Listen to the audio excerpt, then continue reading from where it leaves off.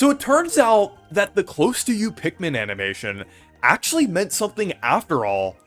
So most of us just assumed that that animation was just kind of Nintendo testing the waters in terms of what Nintendo Pictures could do and kind of dabbling into just regular animation a little bit. But it actually kind of tied into like a little Pikmin blowout since we're getting updates for both Pikmin 4 and Pikmin Bloom. And for Pikmin 4 especially, I am so glad that we're finally getting some new content in this game. It may not be DLC, but I'm still happy it's something. I'm still glad that Nintendo is acknowledging this game and is acknowledging Pikmin continually, because this franchise really deserves it. I feel like it deserves as much attention from Nintendo as it can. So I am glad that they are doing a little thing with Pikmin here. It is kind of nice, even though it isn't super substantial. And it is nice that we are getting some new content in a free update, because Donkey Kong Bonanza was paid, and that kind of changed a lot of people's expectations on what Nintendo could do in terms of like a random drop or new content in a game, because this very easily could have been paid content. So I am glad that this is like a free little thing that they're adding the Pikmin for, just out of nowhere. And it's weird, because it's been 2 years since the game released. I cannot believe it's been 2 years. It really seems like this game just released. I cannot believe it's been that long. But still, it's nice that we're getting like a little bit here, and I'm hopeful that we will get more in the future. Maybe like a Switch 2 edition or something. Hopefully the Switch 2 edition has enough content and is fairly priced. Because that kind of ties back into the problem that I have with like Nintendo pricing and releasing things. But this little Pikmin 4 update actually looks kind of nice for what it is, because they're adding Decor Pikmin from Pikmin Bloom. So basically Pikmin with like little hats and costumes and things. It's really cute, and I'm really glad that they're adding this. They basically act as like new collectibles in the game.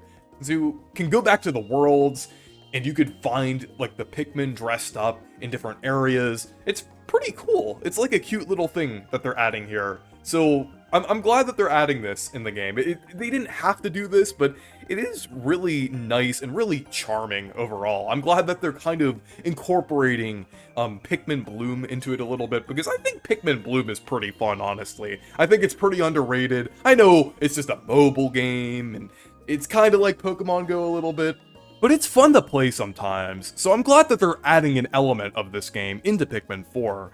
And they're also adding more compatibility with Pikmin Bloom, as you could send your Decor Pikmin into Pikmin Bloom. So, a pretty nice little feature there. And another thing that they're adding is a photo mode. Photo modes have been very prevalent in Nintendo games over the past several years, like in Mario Odyssey, Mario Kart World, Donkey Kong Bonanza, Breath of the Wild, Tears of the Kingdom. There are quite a lot of games with photo modes, so it's nice to finally see one in Pikmin 4. I feel like this game is really perfect for it, with all the beautiful looking environments, and the fact that there are now Decor Pikmin. So it's really nice that they added this here, and there's a lot that you could do in this photo mode. You could get really creative with the stamps. It's not just like a thing where you could like put filters or like the logo of the game over it. You could actually do a lot more with photo mode than you can in other Nintendo games, which I think is pretty interesting. But this is a really nice feature to have. And then finally, we are getting what is essentially difficulty options in Pikmin 4.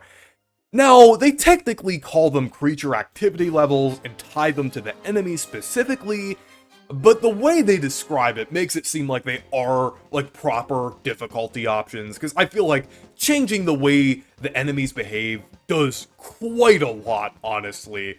So this basically is an easy and hard mode that they're adding, and it's really nice to see a hard mode, because I feel like the base version of Pikmin 4 was a tad easy. I still love it, but I do wish there was an option for a more difficult challenge here, so I am really glad that they're adding this.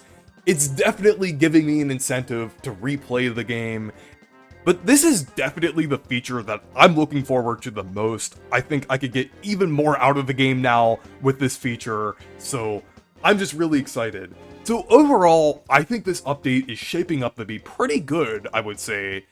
Though, there are a couple things that I'm a little concerned / disappointed about, because there are a couple other things that I would have liked to see touched on here, and one of those is about auto lock-on, because I wish there was the feature to disable it. I mean, maybe that's something that will still be in the update anyway, and they didn't really need to show it here, because this was really just announcing the update in advance, and we're just showing off the big features here.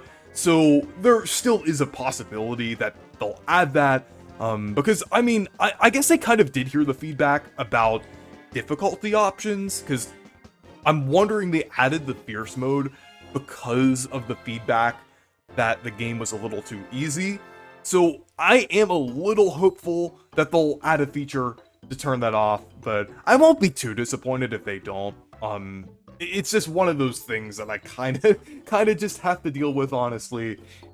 And another very strange thing is the fact that they didn't announce a Switch 2 graphical enhancement update. Almost every other Switch 1 game that has gotten an update since the Switch 2 released has gotten a graphical enhancement update, but for some reason, they didn't announce one here. And I think Pikmin 4 could definitely benefit from an enhancement to make the game run in 60 FPS. I feel like the visuals would definitely pop really well in either 1440p or upscaled 4K. I think it would look very nice, so I think this is a huge missed opportunity if they aren't doing an update for that here. Maybe they still are, and they're just gonna do a separate announcement. At least, that's what I hope. But just from what we've seen so far, I just think that's just really weird that they just didn't go ahead and announce that.